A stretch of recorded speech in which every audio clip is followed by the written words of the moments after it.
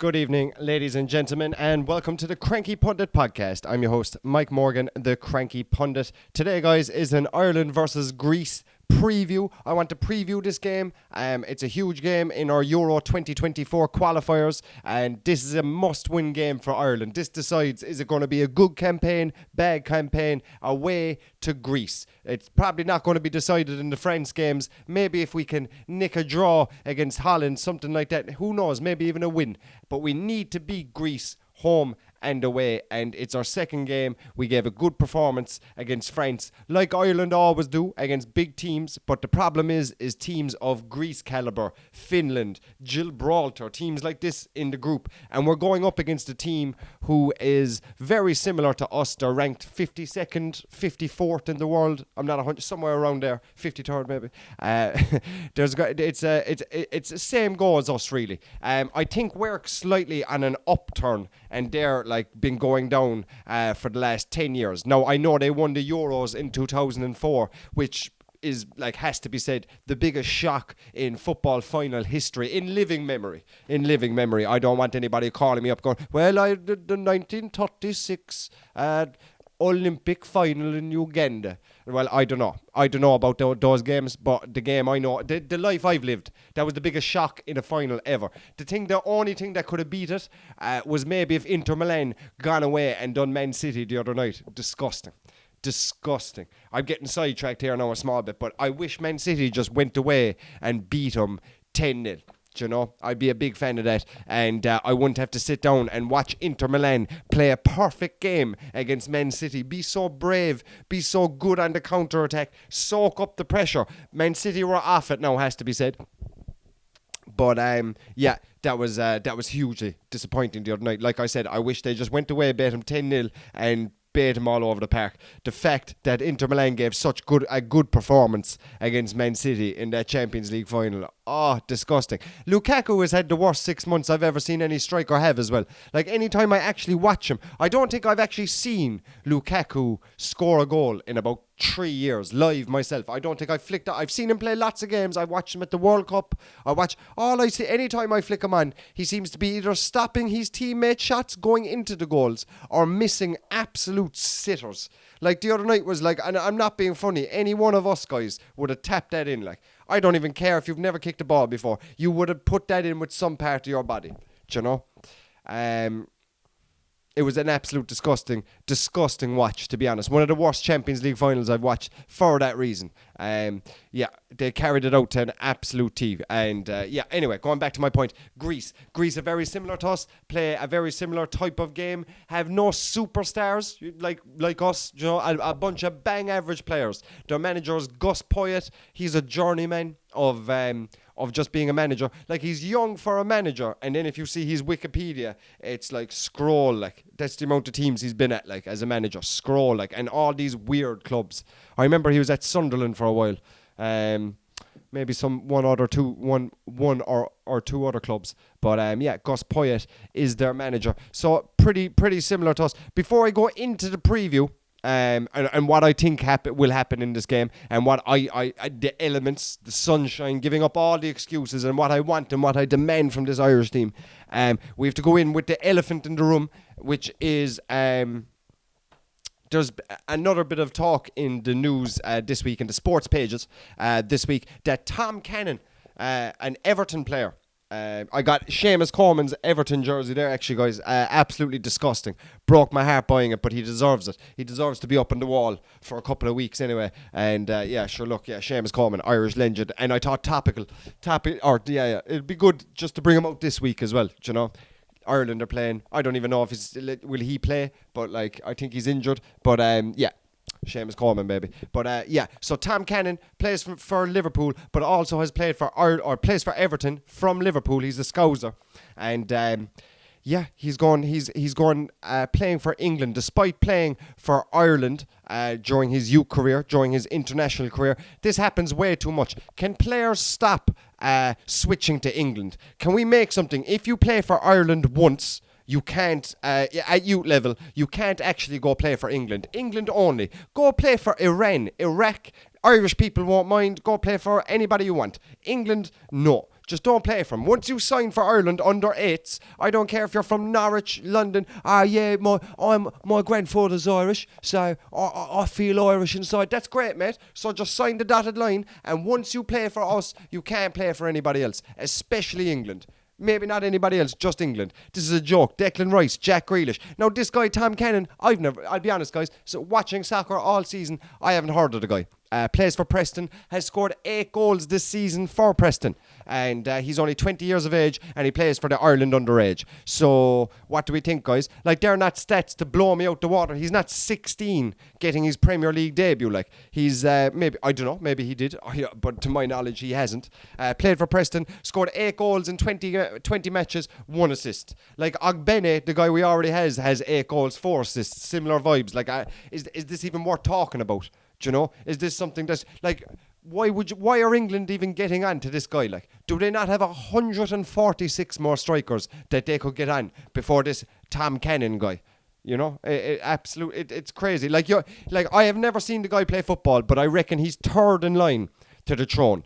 Evan Ferguson being first, Ogbene or Obafemi before him, and maybe he's fourth. Like, Adam Ida couldn't score. Like, I like his work rate, but if this guy's scoring 8 goals in the championship, he probably deserves a go. But like, if you're playing for Ireland underage, you can't play for England. Simple as. You just can't. Like, you can't like, to Irish people, you can't do that. You can't put on the green shirt and go do that. I love English people. It's not about that. Like, but it's head wrecking for us to rear you up and then just get ditched. Like, international level should be sacred. Like, do you know? I don't mind you being born in another country, do anything like that. But like, once you pick us, you're us. Like, and that's it. Bit more loyalty. Do you know? A bit more loyalty in the game. And I thought the national teams was definitely going to be loyal forever, but it seems like not. Like, do you know, like, I was watching Inter Milan the other night. That guy Denzel Dumfries plays for Holland. He's actually from Bermuda, and Holland did a weird thing to get him over. They actually poached him.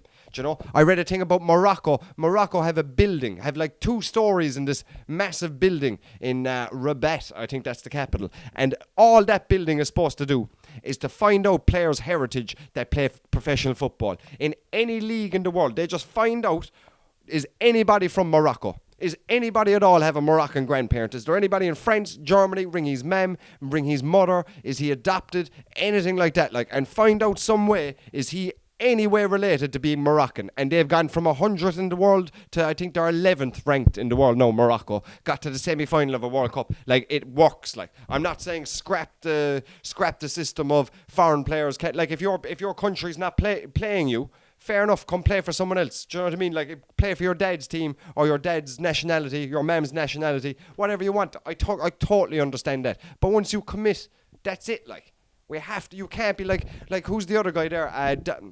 The guy that played for Liverpool, he played for Spurs, he played for QPR. All that's coming into my head, he looks like Solanke. Solanke's coming into my head now. And Stephen Corker. They're like twins, right? Anyway, Stephen Corker has played for, I believe, Scotland, England, France, and wasn't he playing for like Sierra Leone? I think he's played for 4 teams. I think he's played for 4 national teams. Like, that can't be allowed. Like, that cannot be allowed in this day and age. That's a joke. Do you know what I mean? So, are we getting worked up over nothing? Possibly. Possibly. That's my life. I'm going to take a sup of water, excuse me. This is sponsored by water. This episode has been sponsored by water. It's awfully hot in Ireland this week. Awfully hot. So, yeah, I brought some unsponsored water. There's no label on the glass. Just H2O sponsoring us tonight, guys. But yeah, so yeah, this guy Tom Cannon, born in Liverpool, plays for Everton, 20 years of age, 8 goals in the championship, and now the FA have rang him up and he might play for England instead. Like, I can literally make a podcast in the amount in Dominic Solanke is ahead of him straight away, just to name one. Like, surely he's ahead of him, unless Solanke's from another country that I don't know, but I believe he's English. Do you know? Callum Wilson, Harry Kane, Calvert-Lewin, Jamie Vardy don't play anymore. Ivan Toney. Every single team in the Premier League has some sort of sub-striker that deserves a goal. And I'm no doubt there's guys in the Championship that are English, that play up front, that are better than him. So he's literally like over 100 in line. Paul Mullen for Wrexham is probably a guy that's due a nod as well. Do you know, if this guy's playing for England, like, you know. So that, yeah, look, that's a joke. All I'll say to you, if you listen to the podcast, Tom Cannon, which you 100% do, You're 153rd in line to the throne for England, and you're about 4th in line for the throne for us. And we need all the help we can get, okay? So you decide, but once you decide, stop it, and don't ever change, even if they come knocking. That shows that we love you more for saying no. But yeah. So what else do we got? Yeah, the preview for the game. So Greece, guys. Greece, not great shakes, I'll be honest. I went through their wins. Very low scoring. I don't think they've been involved in a game in the past 18 months that has been over 2 goals in the game. There's nothing. 1-1, 1-0, 1-1, 0-0, 0-0, 1-0. The odd 2-1. Maybe there's a 3-0 there somewhere. But they have drawn 0-0 to Lithuania in the last game. I think we rescued a victory or rescued a draw against Lithuania. I'm not quite sure in the last minute. So, same goal as us. That was at home, though. They were at home, same as us. At home to Lithuania, who prefer basketball. That's all I'll say. They don't even play soccer. Any Lithuanian guy I talk to, Chelsea fan, whatever the fuck, don't really give a shit. Whoever's winning, Man City. I love Man City. That's what they'll say to you. But they'll be watching the NBA finals. All those NBA, all the Lithuanians that live next to, anybody in my circle that is Lithuanian, all have American accents. Do you know, they have an American twang when they talk. Do you know, and that's the difference. That's how I can tell if a guy is Lithuanian or Polish. Do you know, and if he's Lithuanian, this might be the most racist rant of all time because this is the preview to the Greece and Ireland game. But Lithuanians have a twang. They have a twang. You see the game last night. You see, I watched the Denver... I'm butchering it. But you know what I mean, though. I bet your Lithuanian friend watched the NBA finals the other night. I bet he did. Do you know, they love basketball, and that's where their American twang comes from watching basketball. That is not a fact. That's my own me putting it together. Do you know? Maybe I've only met the only 17... No. They all love basketball. I see they go out into town for the Olympics and stuff, or the World Champ. I don't know what be happening, but they go out and watch the basketball. What the lads? All right, okay. So what else is happening in the world? Yes. Drew 0-0 to Lithuania. Lost to Cyprus. Now Cyprus is they're not great. They're actually horrendous. So they've lost to Cyprus and Montenegro in the past year. That's similar both to us, to be honest. They're ranked 52nd in the world. I told you I was close. Their keeper plays for Benfica. His transfer value is ranked around 16 million, according to the internet.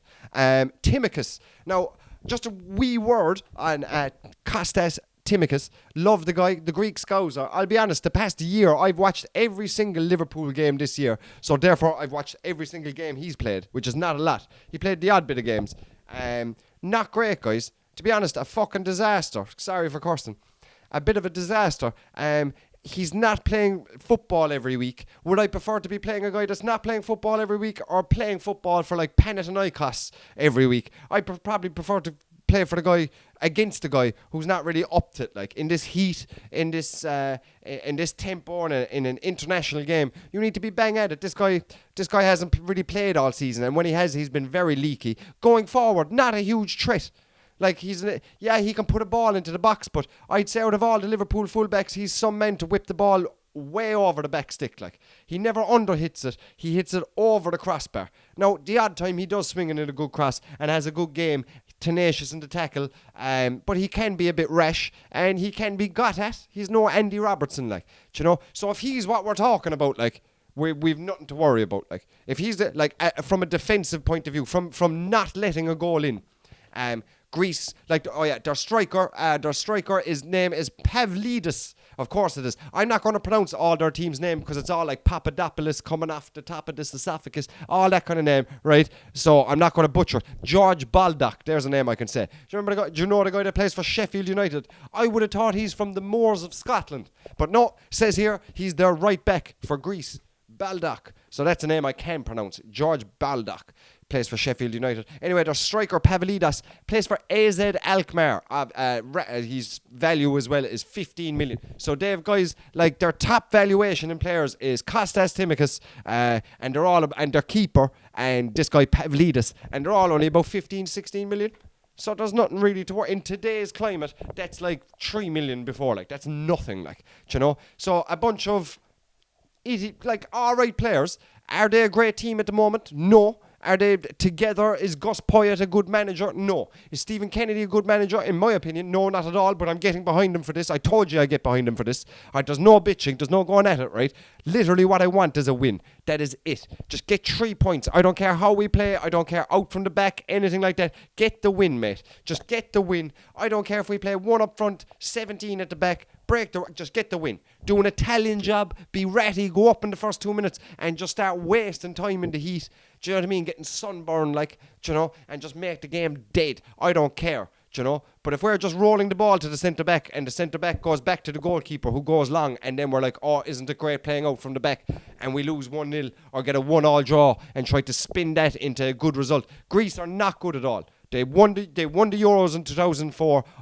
It was the biggest shock in the world, and all those players now are in their 50s. So they're not there anymore. Like Samaras, who's that other guy? Kyriakos, that's the guy that played for us. I don't know that many Greek players, but like any of those players I do remember, they have no good players. There's no standout player in their team at all. At all. Their winger plays for DC United, who's also their captain. He plays for DC United in the MLS. At least we have a couple of Premier League players. Like our backline now, and look, we've gone from a position of talking about this last year to having 2 great keepers. And to be honest, we have 2 great keepers that are off form. That's what I say, and drastically off form. Quiveen Kelleher played the last game for Liverpool against Southampton. It was a 4-4 draw, and lads, every goal went in. Like none of them were in the corner. Do you know when you see the ball hit the net and it's not like in the corner and like it's like in the middle of the goals? It's like, yeah, that Alisson would have got to that. It's not like you point fingers, but you'd be like, could he have got to that? Do you know? And Gavin Bazunu had a disaster of a season. It has to be said. I thought when Southampton signed him, and I'm sure they did as well, it was like this is the guy that's going to keep us in the league.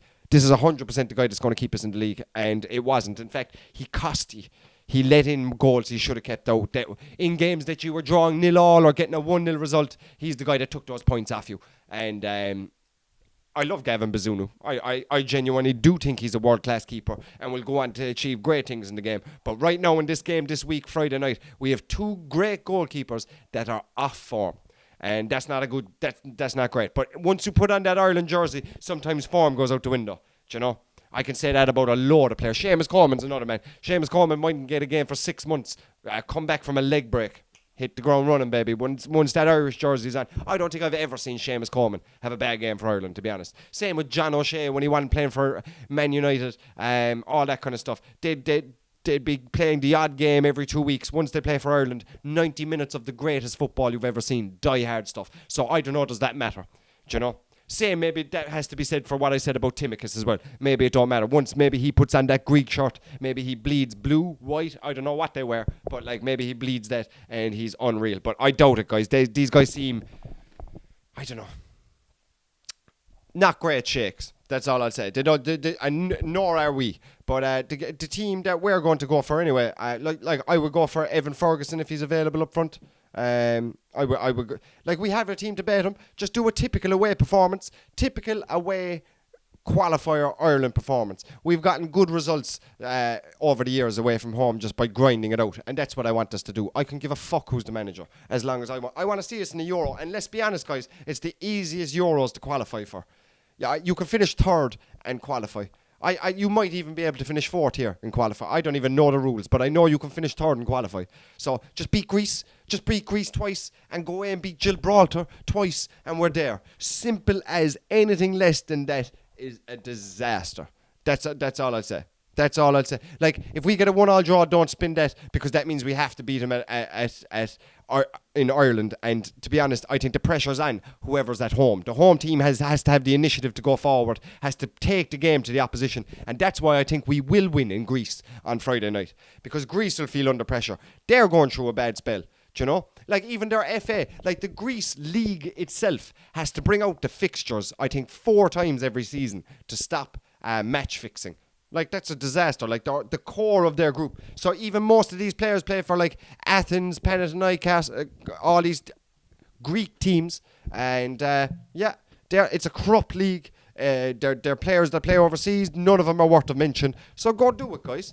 Go do it. Like, do you know what I mean? They're a team that are there to be 1-0. Just take it 1-0. do them, and I fancy us doing it in Ireland then, because then a draw might get us third place, do you know? And then it's a bit more relaxed. Then we can go try get a draw off France, try get a draw off Holland, do you know? Yeah, that's all I'll say, guys, to be honest. Come on, Ireland. I told you I get behind them. Not one bad thing said about Stephen Kenny. And let's go do it. I'm looking forward to it. And I'm actually confident. For the first time in a long time, I'm actually confident going into this game. Whatever team we start. Honestly, I think it's a bad team. They're under pressure. We feel good. So let's go do it. Do you know what I mean? Let's go do it. Thanks very much for listening, guys. Let's see how we get on. Come on, you boys in green. Peace and love, y'all. Peace and love.